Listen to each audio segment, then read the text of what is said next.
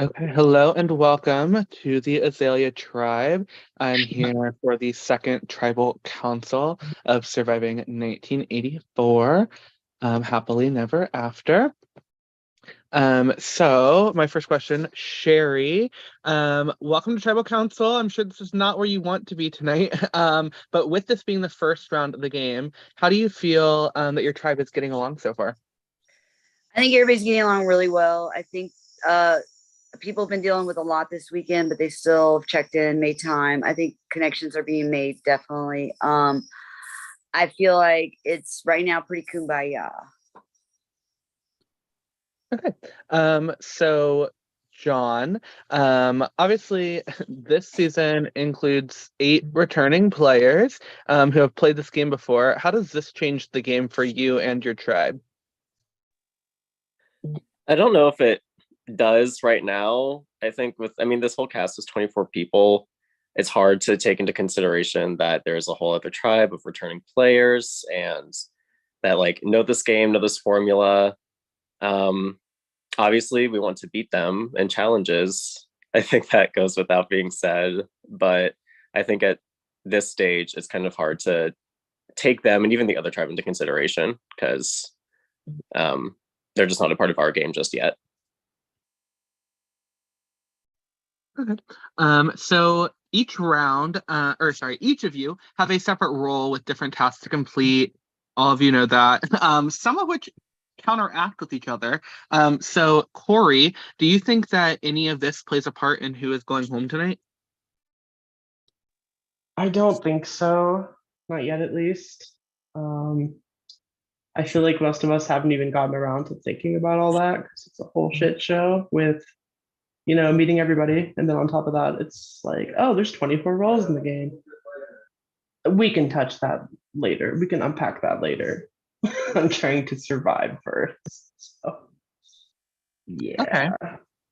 yeah. So Amanda, with these roles comes the coins and the shop. Do you think anybody has had enough coins to buy anything? And if so, could we see something come out this early? No.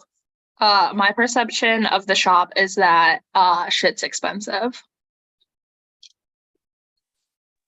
Okay. So Esteban, what are the vibes around your tribe? Is everybody active? Are things quiet? How are we feeling? There's a lot of factors to consider. Everyone is trying their best to be active despite of the busyness of, of the personal lives. But we cannot deny that there are certain people that has show, less activeness. I don't know. That's on my end. Like I'm on a seminar, I'm on a conference, and I've been driving my heck back and forth 3 to 4 hours. But I'm just making sure that I'm trying to make people feel that I was there. I am playing, and that's on my end. So yeah, there are certain people really, doing their best to be part of the tribe. That's all I can say. So kind of going off of what Esteban said, memes, what factors can be taken into consideration for about this early in the game when you just met most of these people? Yeah, I mean, for early game, I feel like usually it's just like people will look for any reason to vote someone out, whether it's like people are busy, people are not talking as much, people did bad in challenge. Like it in the early game, it's like it's usually just whatever reason people can think of, so it's not them. So Okay. So Gianna, this week's challenge was very fast and with a very specific skill. So do you think it'd be fair for you guys to vote somebody out based on that challenge, or is that perfectly fair in this game? It just kind of depends on how you feel. I do feel if you did, I feel if you did well, you shouldn't, but I understand there's social game too. So I don't know. It just depends on how everybody is feeling at this point.